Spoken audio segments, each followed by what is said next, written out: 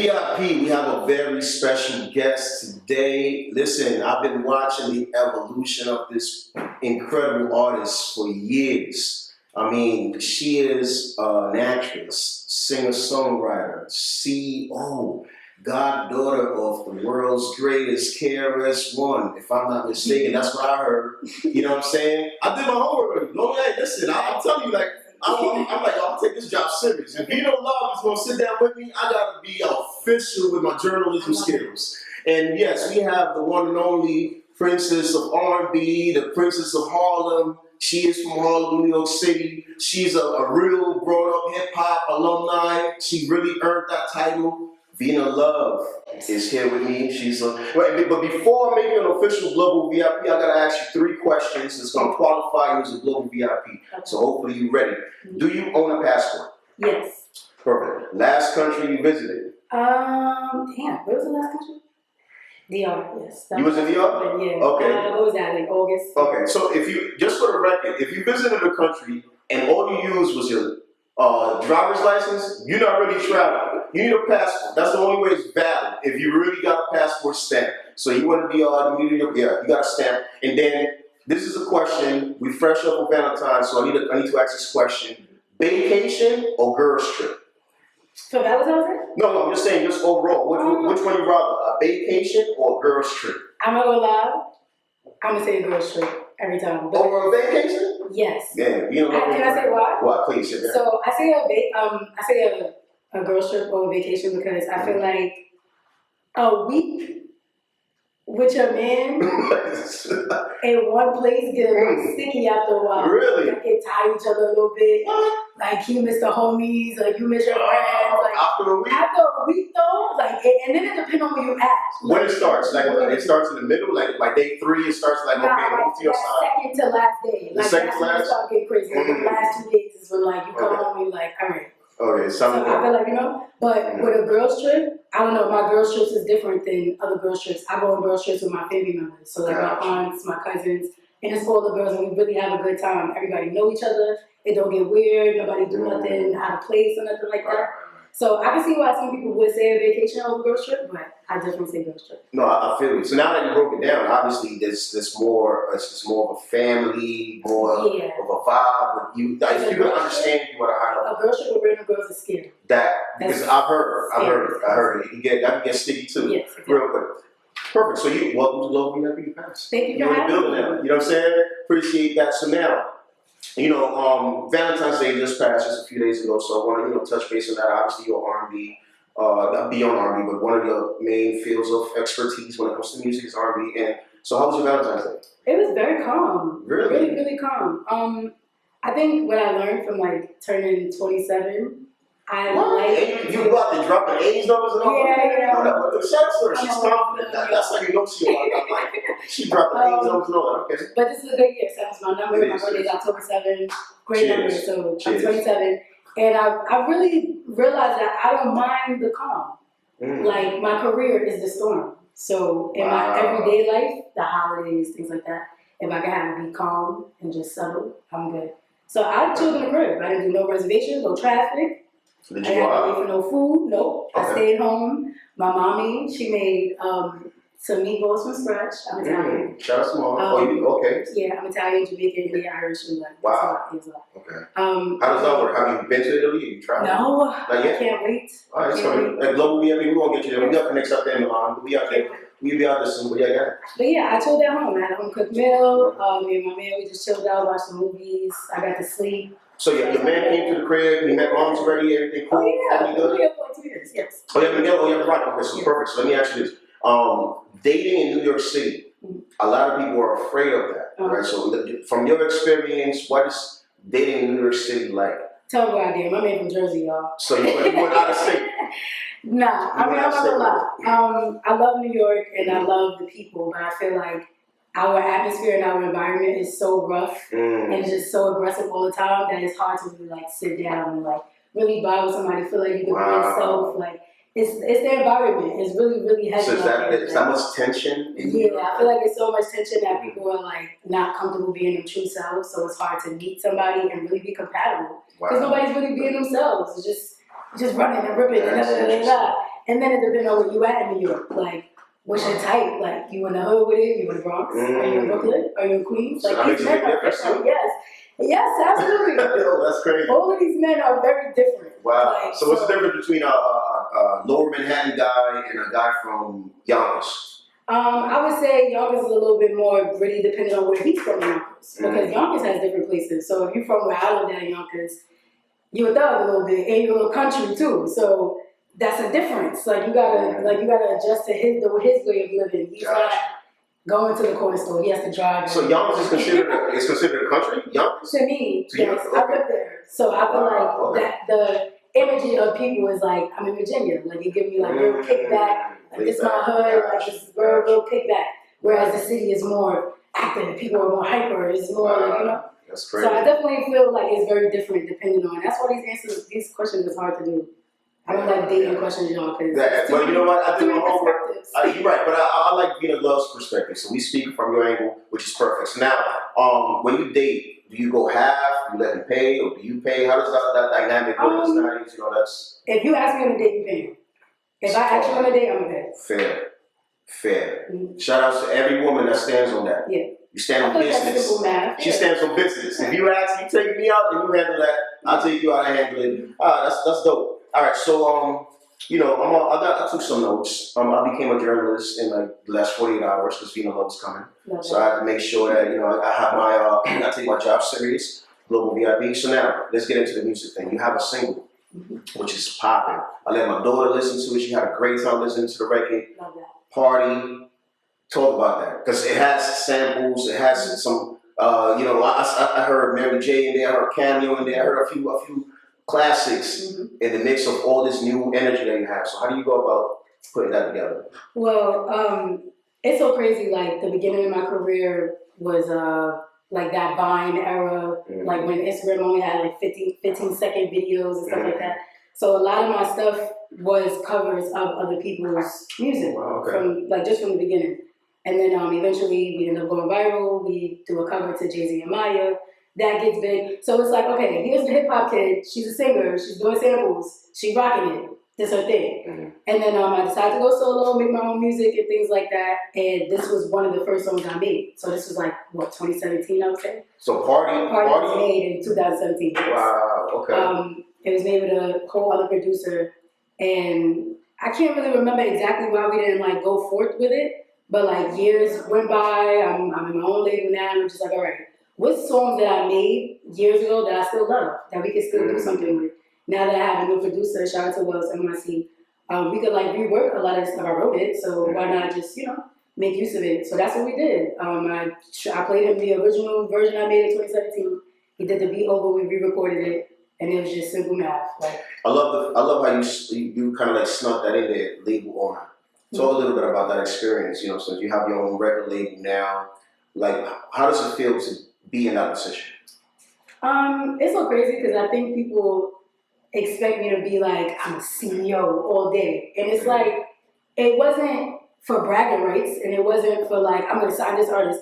It was more so for ownership of my stuff. Like, I realized really early, and my mom, she let me know real early, like, you're not like everybody else, so you're not going to dish out what everybody else dishes out. So you want to protect it. You don't want nobody to be in charge of something you're putting your energy to. That doesn't make no sense. Right. So the label really came from, okay, we need to own this music. We need to own everything we do. And then I'm so hands-on with everything. I do my own directing, me and my mom. We do our editing. She styles me. Everything is us from our brain. So it was just like, okay, let's not put ourselves in no position to get messed up from nowhere. So that's where the label came in. And then my father, his last name is Love. Love is my actual real last name. But he didn't have no sons. So I was like, okay, I'm more in Love Records. I think that'll be dope. Like, that'll keep our name. Pronounce it again, the label? Well, my middle name is Amore. Amore. Because I'm Italian. So my grandma, she named me Love in Italian. That's right. Okay. But then my last name is actually Love, too. Amore Love, so it's Love. So my full name is Davina Amore Love. That's dope. Gotcha. So the label name is Amore Love. Yeah, Amore Love Records. That's fire. So yeah, it was just about ownership and just like, wanting to set an example for people. Because it's like, all right, yeah, I got my label, I got this artist, but it's like, what are you giving them? Like, what are you actually, Right. like, you know, you signing them to what? And I never wanted to sign nobody for nothing. So I just wanted to make myself the biggest artist on the label and then be able to set the standard. You know what I'm saying? Hire the correct people, Right. go through all the hits and punches and stabs and stuff, right. and learn who's who. And just, you know, figure out my community for the label, and then we can branch out to sign other artists. But right now, gotcha. Locking out. So, what's your biggest challenge right now as an artist and label owner? My biggest challenge as an artist and as a label owner, because that's two very different dynamics. Different, yeah. My biggest challenge right now as an artist is my battle with being a human. And what do you mean by that? So I'm not Vina Love all day long. Like, I have to be a normal person. Like, I can't be on my phone all day, pictures all day. Like, it has to cut off at some point. So I really battle with okay, today I'm feeling human and I don't feel like doing this, but Vina Love has to do this. So that's a battle of just, you know, coming out yourself and doing your job. Like, just making sure you do your job. But also more so, you see what's going on in the world and you see what everybody's attracted to right now. And the human side of you, you want what you want. So your brain will tell you, go do what everybody's doing. But your heart, the real you, will be like, nah, that's not true.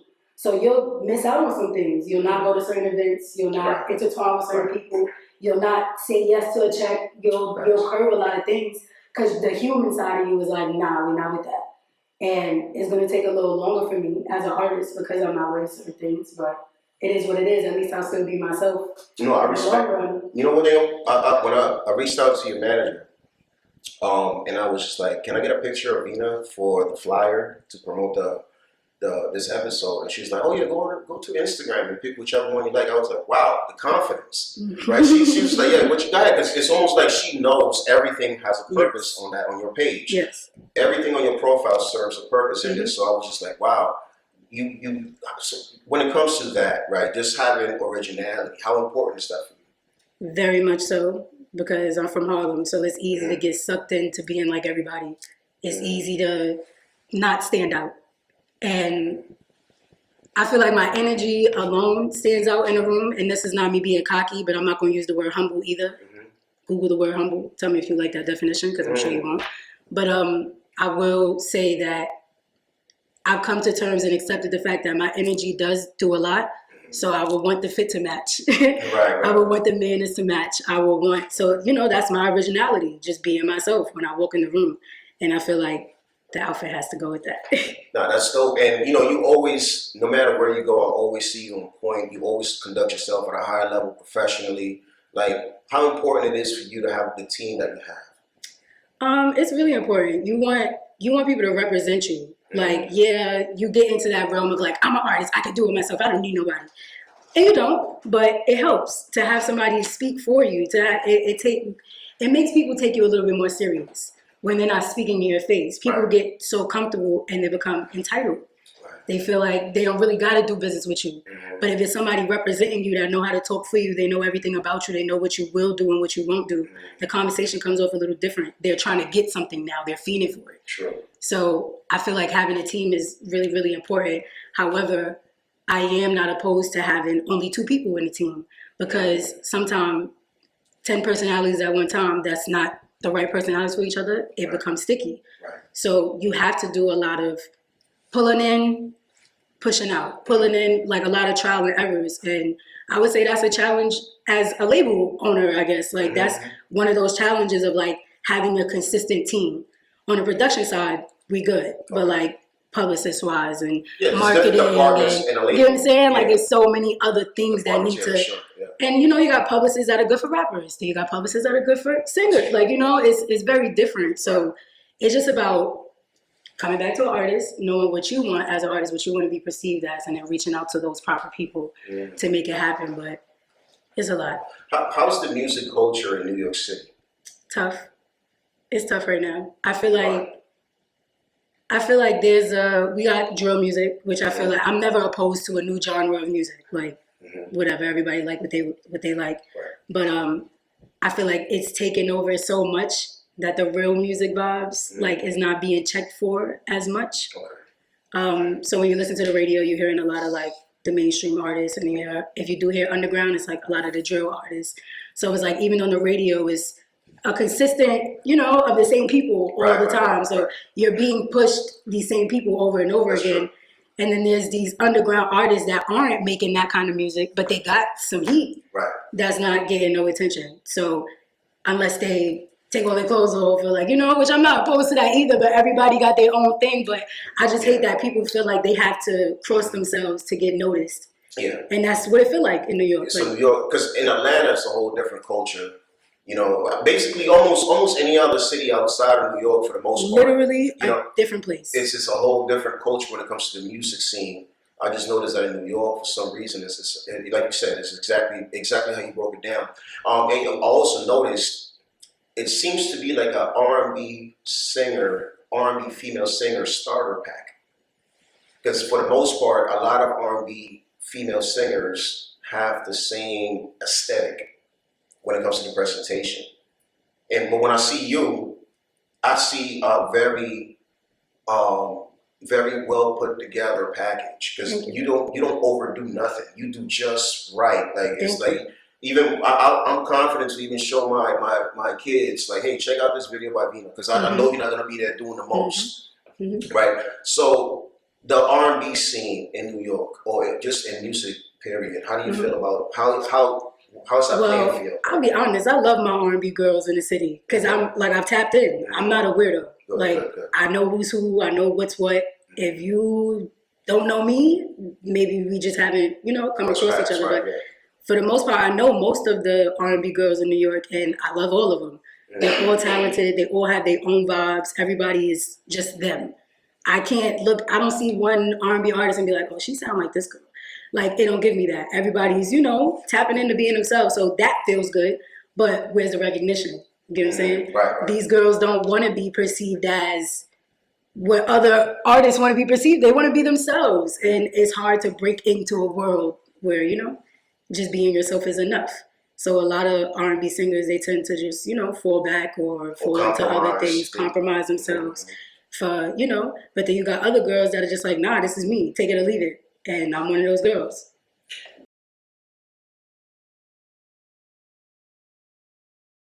The people surrounding you, the support system, how much does that help you get to this space mentally and prepare you for this moment? I think it made me feel like I would never fall. Like, it made me feel like it's that confidence that you don't know is confidence, because you feel like it's just you. Right. Like, you feel like it's just normal and everybody's like that. But my family gave me that because they always made me feel like I was me. Like, you're you. Like, you're the best you we've ever, And it's like, I just put in my mind that, I'll never fail. Like, my family tells me I'm the greatest. Like, I'm great. So it's like that support kind of just pushed me to keep doing whatever I was doing, whether it was dancing, acting. If I was dancing, acting, and singing on stage, whatever it was like, nah, my family said, I'm lit, I can do it. And it's like, once you got that, and everybody don't have that luxury, right. You get what I'm saying? So it takes the people who do have that to even spread that love, to share that love. Like, yo, you could do it. Like, you nice, like, you tough. But be honest, and that's what my family had to do with me, and I think that gave me, because you almost like a unicorn, because there ain't that many people like you out there, just in general, right? Because there's been a lot of situations where people grow up in a certain environment that's similar, similarities in environments or circumstances, single parent or married or whatever. But to get to this space where you are comfortable in your own skin and you actually you've been in a position, because obviously everyone knows who your father is. Everyone knows that the quality of people you've been around. And, for you to still remain who you are and not compromise who you are and let your art speak for you. And that's really what I admire most from you as an artist, because I'm like, yo, she really doesn't do gimmicks. She's not on the internet cloud chasing. She's not doing the most. She just makes great music. And would you believe that sometimes I'm laying in the bed like, damn, I hate this. What? I hate that I'm not mixing. And I was just going in there. I hate that I'm not mixing. So yeah, I was going to ask you, like mental health as an artist. Child, listen. Yeah. This is not for the weak. Talk about it. This is not for the weak. Like, my mom told me, like, you can't, like, don't get me wrong, I'm going to cry every time. But I still got to get up and go do what I got to do. It's not for the weak. You have to be strong-hearted, strong-willed, strong-minded, and you gotta push through it.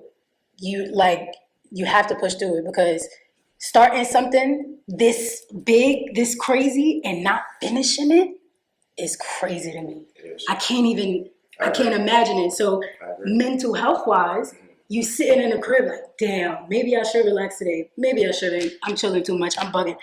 But I'm tired. My head hurt. My body hurt. Let me sit down. Oh, I need to go. Like, you're in this constant battle of doing and not doing. The best for me and the best for my career. The best for me as an artist, the best for me as a person. You're going to constantly go through that battle, but you got to find your middle ground. And I think a lot of times, just as women, period, we think a lot, you know? And we go through our feelings and our emotions. So having to deal with a whole community of people at the same time on the days when you don't want to deal with nobody, it's annoying, but, you know, we work through it. And I definitely think people should get therapy if they feel they need it. You get what I'm saying? Like, I think the fact that you were, you know, obviously comfortable mentioning your age. So the fact that you were at that stage in your life and you understand balance. Yeah. It's a superpower. And I'm also a Libra, so. Oh, so that's it. There you go. So that answers that. But it's the fact that you embracing that, right? Just the idea of having balance, having a work-life balance, and everything about you has to be on a scale. Like, you can't overdo it. You cannot do too little or too much. You just got to be effective. You know how people should think about it? You know, like when your mother be like, "Come downstairs, bring a shopping cart." She just came from Walmart. And the shopping cart is full, but you got mad other stuff, and you don't want to take them 2 trips, so you take everything. So then you're running up the stairs, stuff falling. You got to go upstairs, drop everything off, come back down, and pick up everything that just fell. It's the same thing. Don't pile yourself. Don't. That's a dope analogy. Grab everything at one time, because then you got to go back and heal from some of those things you didn't not paid attention to, that you didn't. You don't notice the damage you made. You understand? Until you get to a certain age and you be like, damn, I got to go back and fix that. Or I can't move. Like, so it's like, slow down. And I'm still learning that. Like, I have to learn how to slow down. But then my medium is, I get a little crazy because I'll slow too much down. You won't see me. I won't be around. You can't get me on the phone. You can't. So it's like, you got to find that perfect medium of, you know, presenting yourself. Mystique. You do a great job maintaining that mystique. Thank you. Even though, and again, I did my homework, my research. I'm looking through your social media interactions, and I'm like, she gives you exactly what she wants you to grab on for that day. And then, like you said, you move on. And then when we see you again, you're back active. And a lot of times, you've done so much. You are a philanthropist. I think the mayor of New York even honored you, right, for your philanthropic work. I'm a little drunk, so I don't know if I'm pronouncing the word philanthropy. I'm Spanish too, so you know we got here left with it. But nah, you know, the mayor of New York honored you with that. And where do you find time to even contribute to the community at that level with everything else you got going on? You know, I mean, that's kind of like a day-to-day thing. Like, that's not something you really think about. Like, I mean, think about it. I grew up in many different ways, but one of the ways I grew up, my grandmother, she adopted kids my whole life. And we all went to after school. We all went to Yogi Bear. We all went to, you get what I'm saying? Like, we did stuff like that. Like, we didn't even go to church. We was raised Jehovah's Witness. My grandmother had us on the bus with the churches, going to Six Flags, going to park. So we got to do things as kids. And it was so simple for my grandmother, just round everybody up and get on the bus. And it's like, why we don't have that now? Like, why isn't that? Like, that should be normal. And it was so normal in my regular life that now as an adult, you automatically know somebody needs something. You automatically know, like, all right, you could be a helping hand over here. You could show up over here. You could, you know, and those little things, they build up to this big thing of somebody noticing it and saying, hey, I'm going to give you an award for just, you just show up. Like, you just, and it's like, yeah. That's when you know God is directing your path, because you do things effortlessly, simply because it's just your character. Without any expectation, and then next thing you know, that action created a whole you know, change in your community. So salute to you for that. You know, and like I said, I'm very proud to see you as a child of hip hop. I grew up with hip hop. You know what I'm saying? I'm from the Bronx. Obviously, Kid Capri, one of the biggest DJs. Your dad, he was a huge influence to me growing up, listening to the music that he was playing. But you actually come from that environment, and to be this total package of an artist, Because in my opinion, I've done a lot of shows, I've done a lot of events. I'm an event producer, so I work with a lot of artists. It's very difficult to find a total package. Mm-hmm. I want to go live and tell my people, I believe you are the total package as an artist. Very much. So how difficult was that journey to get to this space? Or how challenging or how comfortable mm-hmm. were you to get to this space? Was it a comfortable journey or a challenging journey?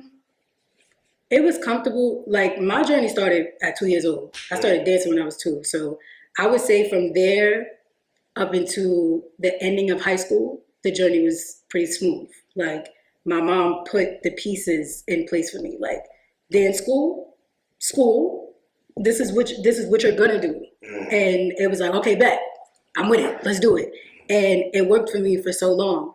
But then it got to a part where she was like, okay, now go figure it out. What do you want? What do you want to do? I was like, law, music, I don't know. Like, I was just all over the place. Yeah. And I was finally in a place where I had to take all the tools that my parents gave me and figure out who I want to be. That's when it started to get challenging. When I turned 18, when I was like, all right, I'm leaving college again.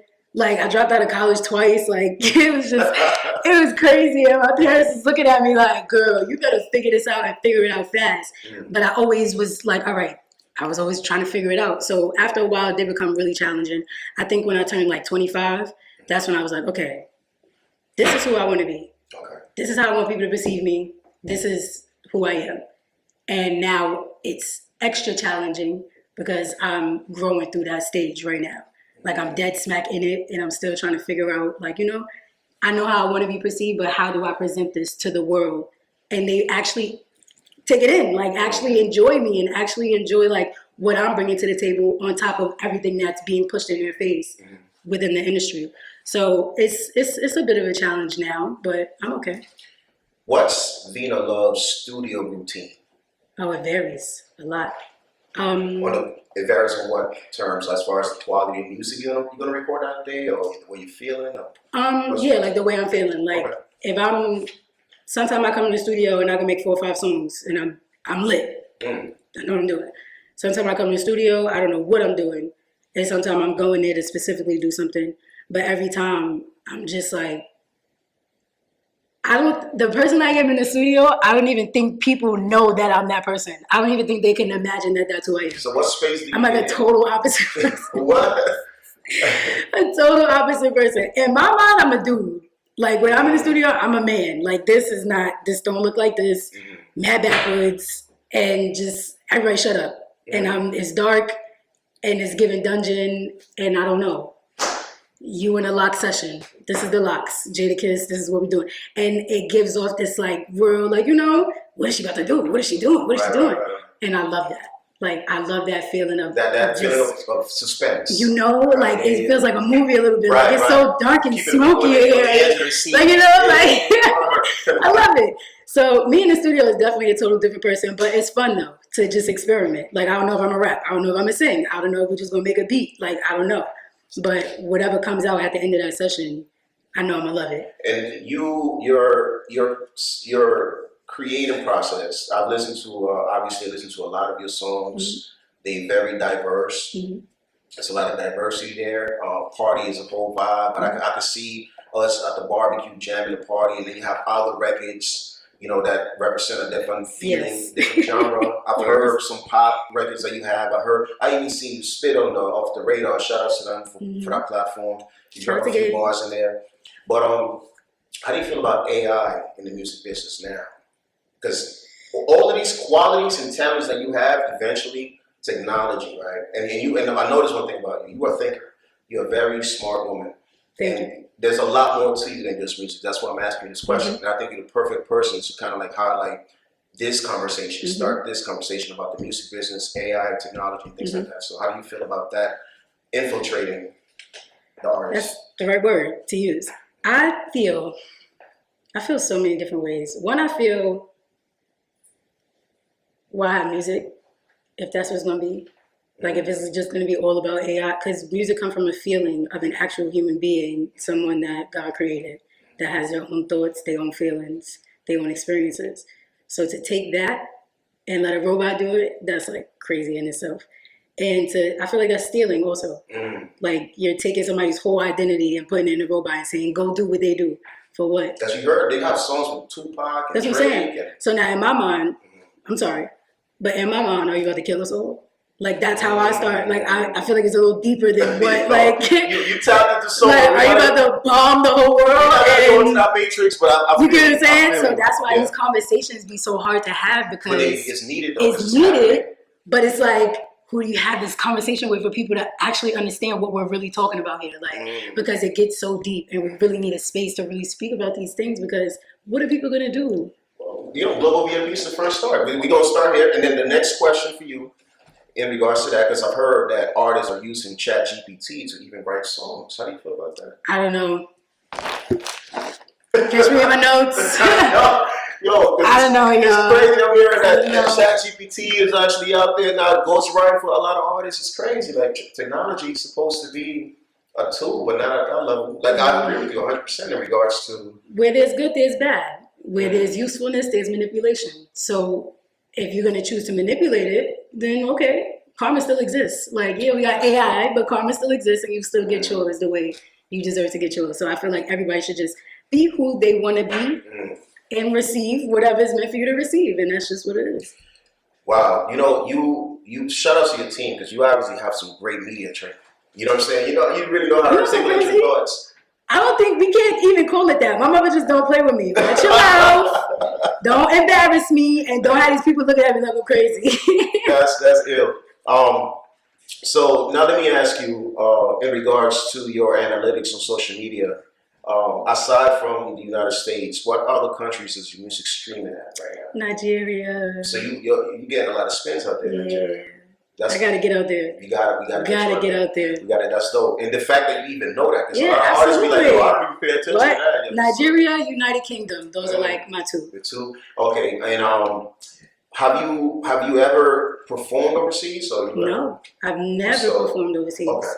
Never. Because you've done a lot nationally. Like I've seen you everywhere out here, like at the awards, at the BET Awards, at the Grammy. I see you everywhere, right? So I think this is where we're going with it, right? And as far as collaborating with artists, what's your process with that? Or even are you open to collaborating with artists internationally or just nationally? I'm definitely open to collabing with artists, but I don't like the send a verse thing. You like to actually I want to sit in the studio and make the music. Because again, I'm very, very hands-on with the sounds. Like you're not just about to put on a beat and I'm going to start singing. Like, no, it don't work that way. Like let's break this down. So to be in a studio with an artist, especially with someone of another culture, we have to sit down and do this together. Like that's where the magic comes from us really vibing together. So I'm definitely open to it, but I'm not open to making music for a bag, you get what I'm saying? Like people will just be like, "Oh yeah, give me that feature." The song is garbage, but you're paying for it. Like, no, I'm not with that. You wouldn't compromise, obviously. No. Everything you built so far, that's dope. And in regards to that, like, how do you know who you would want to collaborate with, and how do you make that selection? What's your filtering process? Do you have any? You sit, look at their stuff, go to their YouTube, go to their Instagram, and I'll even ask. Like, I'll go as far as asking, like, "Yo, you got something you want me to hear?" Because you might have a sound that nobody ever heard before that you got in your files. I have thousands of sounds nobody knows that I'm capable of. So if you say, yo, V, I want to do a song with you, I'm going to say, okay, send me some vibes, like send me what you want me to hear, and then let me know what kind of song you want to make. And then we go from there. Now, what would be your selection? Performing at the Grammys or performing at the Super Bowl? Performing at, wow, that's heavy. Damn, that's crazy how the value in both of those things have altered so much. I would say, I don't know. I would say the Grammys because one, performing on a stadium, like performing in a stadium, the sound. Sounds. You're right. Terrible. You're right. Acoustic, like it just scientifically don't make sense. This is how you know Vina Love is a real artist. This is something you will only care about if you were a true artist. And this is stuff I don't want to say. But and my mom got to be like, no, girl, say what you want to say. It's true. Because like I don't want to be shady, and I don't want them to be like, don't book Vina for a stadium because she don't like the sound. It's the facts. They just got to improve the equipment. I mean, for real. I mean, yeah. Like it's scientifically, just to me, that's true. It doesn't make sense because you're in a stadium. It's too much space, that makes a lot of sense. And then you have speakers on. I don't care what stadium you go in, what concert you go to, what show it is. It sounds crazy. So for me, the Super Bowl is meant to be for football.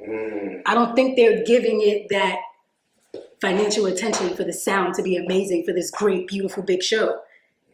So I would definitely say Grammys. And I feel like Grammys is just way more intimate, just generally, to be standing on stage and more people, like, you know, it's closer. You can really interact with people in your face and things like that. But shout out to the Super Bowl. That's an amazing stage. Right. But if I had to choose, I would definitely say the Grammys. Grammys. All right. Is Vina Love a performer or is Vina Love an entertainer? I'm an entertainer, 100%. I can perform all day, but entertaining is like I'm performing for your life, your whole life. Every time you see me, you're entertained. Even when I'm sitting next to you and I'm not talking, you're entertained. Like entertainment is an entire lifestyle. The way you dress, the way you smile at people, the way you shake people's hands, the way you go on stage, the way you, everything, the total package. A lot of artists don't even know the difference. So I'm very proud to know that you know the difference between a performer and an entertainer. That's why I brought that up. And, you can perform on stage, get off stage, and then now you're not that artist no more. Exactly. Ew, that's bad vibes. And, you know, I tell people, there's been a lot of individuals performing the national anthem, but there's been a few people entertaining during the halftime show. Very true. So how comfortable are you right now with your label, with your support, with everything that's going on to take the Vina Love brand internationally? Very comfortable. One thing about me, I always keep a bag in my trunk, so if I get a call, I'm at the airport in 2.5. I'm never, no, I'm not ready. Like, if it's time to go, it's time to go. Like, if you gotta do a sound check 15 minutes before we get on stage, it is what it is. If I gotta get on that plane, get off that plane, get on another one, just to get on that stage, that's what we're doing.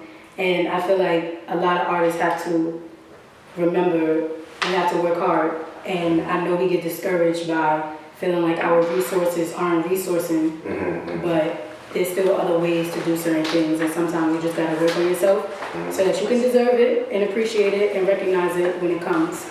So I'm definitely down for that. That's dope. And you know, that basically brings us to the point of Global VIP, the platform we actually have. As an event producer, I decided with my partner, VIP Secrets, shout out to VIP Secrets out there in Virginia, to create a platform for artists to have access and resources internationally. So, you know, we'll be having a lot of conversations now, Vina, especially that now I feel very confident in you as a package, as a brand, as an artist, you know, and if I was to recommend any artist to go international, it would be someone like you, because you really represent the quality that the world needs to see from the artists that are, you know, harvesting on stateside, especially in New York. Because New York, when you come from New York, it's like you have like there's a different level of expectation.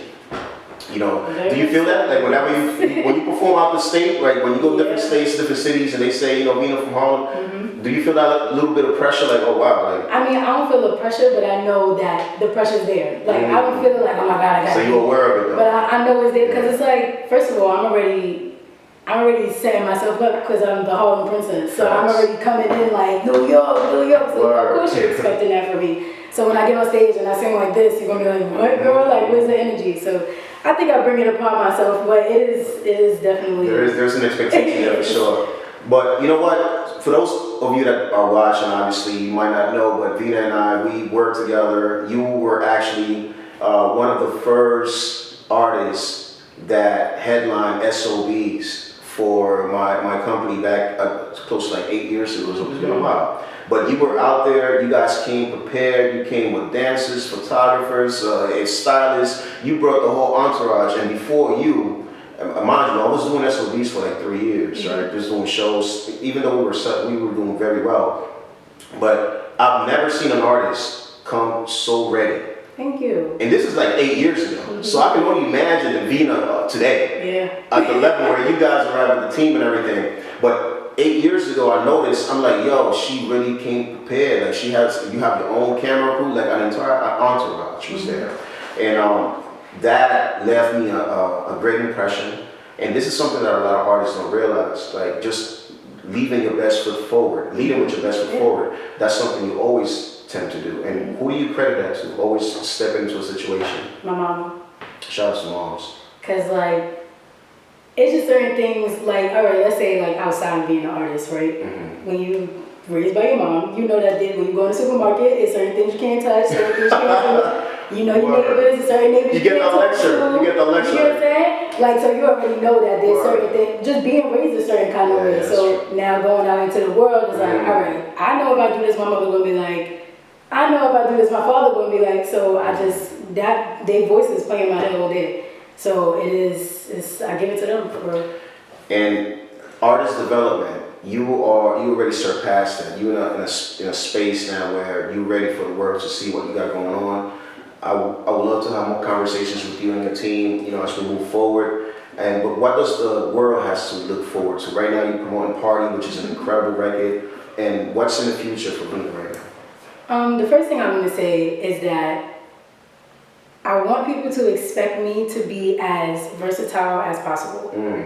I don't ever want anyone to think of me as only an R&B artist or, like, you know, I'm an artist. I'm going to do everything, and don't try to put me in a lane because you're not going to find that lane. It doesn't exist, and I don't know what to call it. So we're just going to Vina Love through this whole way through, and I hope y'all support and love the music and just, you know, go through with the journey because it's going to be different. It's going to be a lot of different vibes. 2024, it has to be different. It's going to be really different. So with all that being said, my next single, can I say the name? My next single, Brag, is a total different record than I've released. And I'm not nervous, I'm anxious because it's so different. And I'm an adult now, I'm a grown woman, so I'm able to, you know, just be a little, express yourself. Yeah, express myself. Not in terms of like, you know, being nigga not like that, but I'm just saying, like, a little more freely. You know, be freer.